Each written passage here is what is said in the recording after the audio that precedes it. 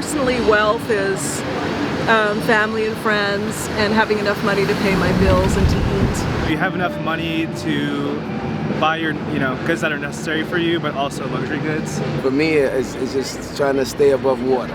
For me, being wealthy is so good, and I want to be wealthy in future.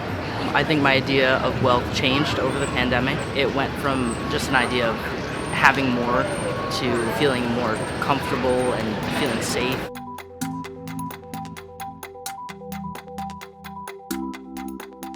Since the pandemic, the idea of what it means to be wealthy for many of us has evolved. While of course it still matters to have money in the bank, the last couple of years have highlighted just how important other assets like time, health, and our relationships are to adding richness in our lives. Wealth really feels like abundance, and even if that doesn't mean that it's plentiful, it means that we're not working from a place of scarcity. Meet New York couple Lee and Tim Bonvisuto. Like many families in the pandemic, they made many shifts, including where they live, how they work, and how they parent. They moved from New York City to the outside suburbs for more space and tranquility.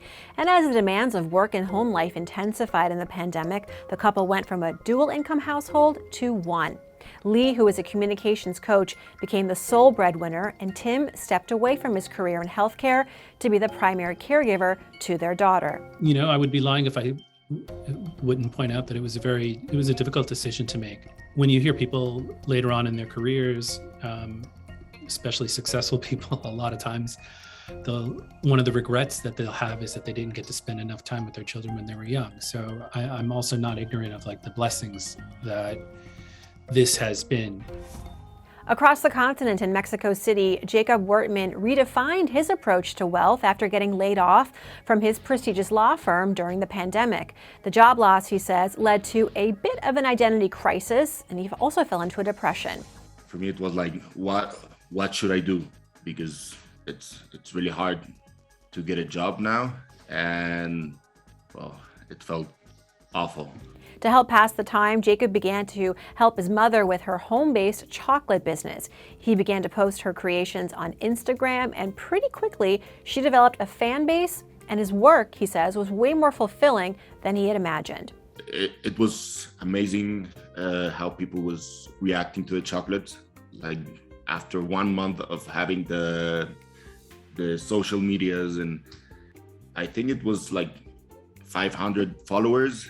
After 1 year, it grew up like 6,000 followers. Fast forward to today, Jacob and his mom have opened a retail location, and Jacob has opened his own marketing agency to help others with their social media strategy. Feeling wealthy, he says, is less about status and stuff and more about spending quality time doing what he loves and being around the people that matter. Before, for me, wealth, it was having a lot of money, have recognition of everyone.